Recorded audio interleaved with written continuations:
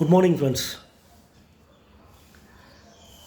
அதாவது இன்றைக்கி நியூஸில் பார்த்தீங்கன்னாக்கா நிறைய இன்சிடெண்ட் போயிட்டுருக்கு. கொலை, இந்த மாதிரி கற்பழிப்பு, இதெல்லாம் வந்து பார்த்தீங்கன்னாக்கா போயிட்டு தான் இருக்குது. அதாவது நானும் ஒரு தாவேகா தொண்டன். நான் விஜய் கட்சி. அதனால் இது எதுவுமே நடக்கலைன்னெல்லாம் நம்ம சொல்ல மறுக்க முடியாதுங்க. ஆனால் ஆட்சி ஒரு 15-20 நாள் தான் ஆச்சுங்க. டைம் எடுக்கும். பட் டைம் எடுக்குன்னா கூட இதே சுச்சுவேஷனில் இதே மாதிரி ஒரு இதில் அது பண்ண முடியாதுங்க. ஸோ என்னுடைய ஒரு ஆலோசனை, தளபதி விஜய் சார் அவருக்கு என்னுடைய ஒரு ஆலோசனைங்க. இது கன்சிடர் பண்ணி பாருங்கள், நல்லதுன்னா எடுத்துங்க. ஆக்சுவலாக போலீஸ், நான் அந்த துறையில் இருந்து ட்ரைனிங் முடிச்சுட்டு வந்துட்டுங்க. ஸோ அங்கே ரீட் பண்ணதை நான் இங்கே சொல்கிறேங்க உங்களை. நான் ஆக்சுவலாக போலீஸ் துறைக்கு வர ஃபஸ்ட்டு அந்த ட்ரைனிங்லேருந்து வரும்போதே இந்த சினிமாவில் வர மாதிரி தான் எல்லாருமே ஒரு கனவோடு வராங்க. நம்ம போய் அந்த மிடுக்காக ஏதாவது சினிமாவிலலாம் பண்ணுறீங்கள, எல்லோரும் ரவுடி அடிக்கிறது, ஒரு நல்லது பண்ணணும்னு துடிக்கிறாங்களே, அது மாதிரி ஒரு உந்துதலோடு தான் எல்லா இளைஞர்களும் வராங்க. ஆனால் அந்த களம் அது மாதிரி இல்லை. நல்லா யோசனை பண்ணுங்கள். போலீஸ் எத்தனை லட்சம் போலீஸ் தமிழ்நாட்டில் இருக்குது. இத்தனை கோடி ஜனத்தொகைக்கு அந்த போலீஸ்காரங்க அது கரெக்ட் ஆகுமா? யோசனை பண்ணுங்கள்.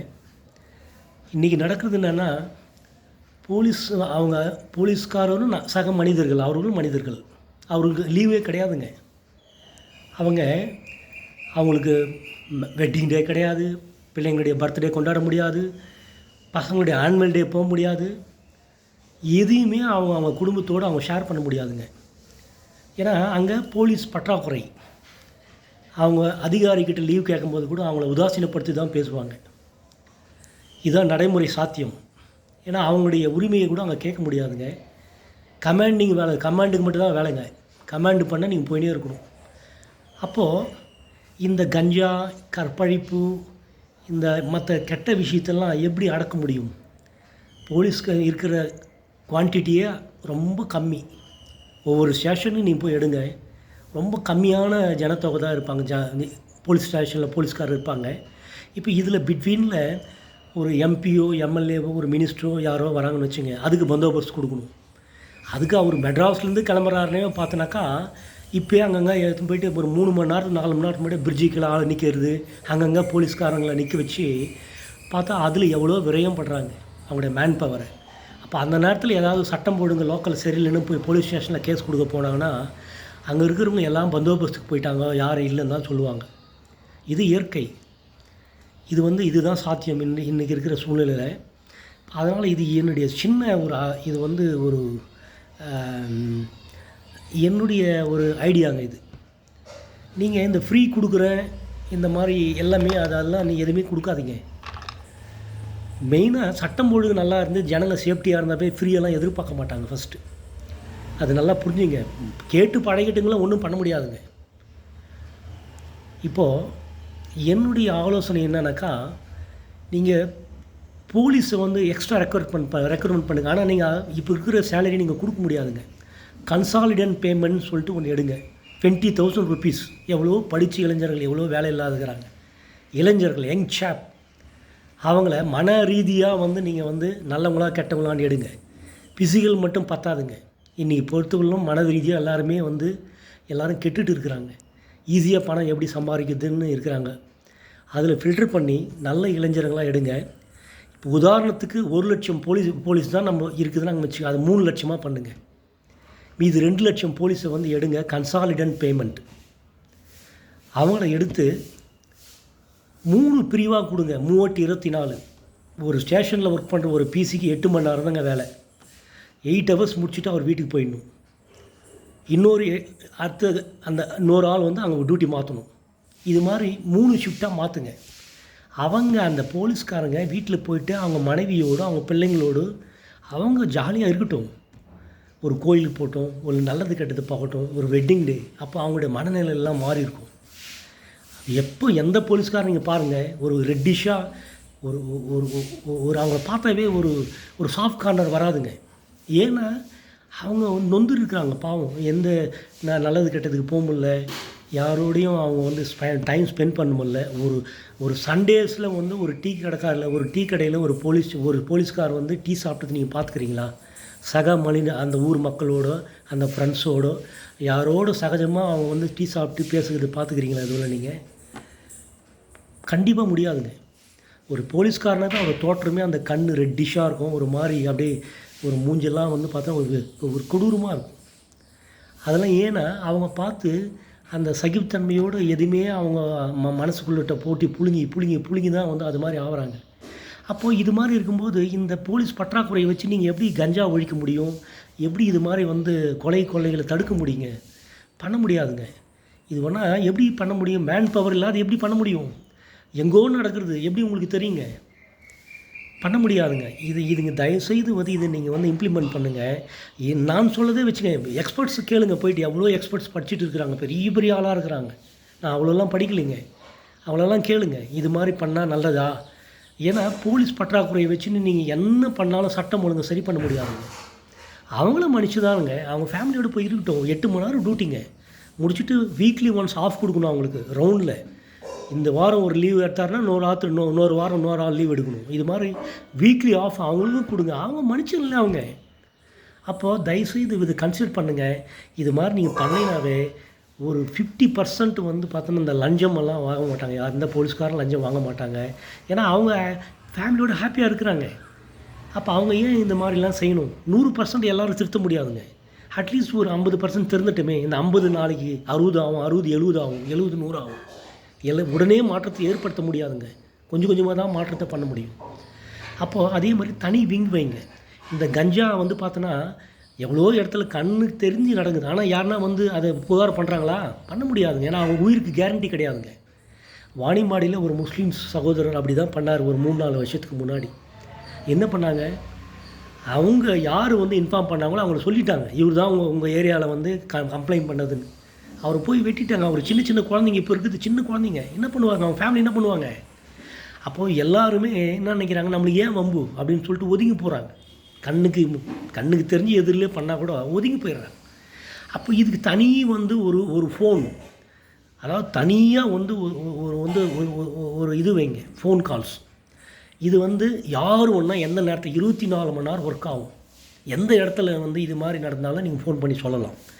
உங்களை பேரையோ உங்கள் ஃபோனையோ நீங்கள் எந்த ஊருமோ வந்து 100% வெளியிட மாட்டோம். அவங்களுக்கு அஷூரன்ஸ் கொடுங்க. நீங்கள் பாருங்கள், அதை பண்ணி பாருங்கள், எத்தனை கால் வருது ஒரு நாளைக்கு பாருங்கள். ஆனால் அவங்களுக்கு எந்த பிரச்சனையும் வரக்கூடாதுங்க. ஏன்னா அதுக்கு அந்த டீம் இருக்குதுல்ல, அந்த டீம் உண்மையாக இருக்கும்.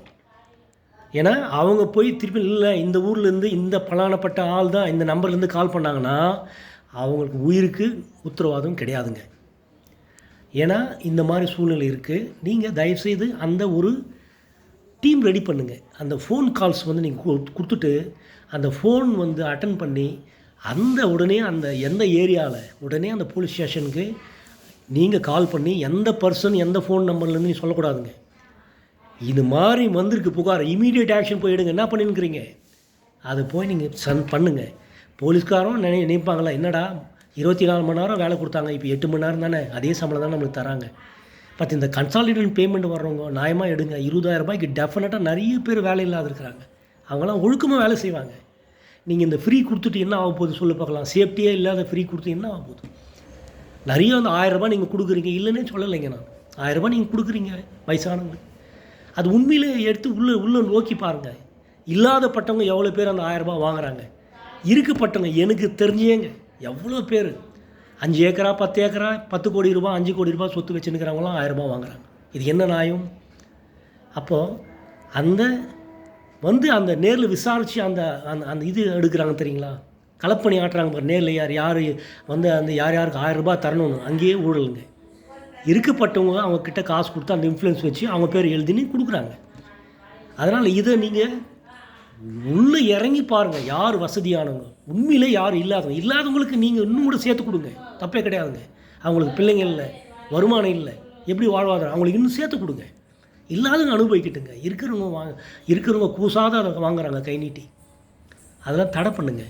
இல்லாதவங்களுக்கு சேர்த்து கொடுங்க, தப்பே கிடையாதுங்க.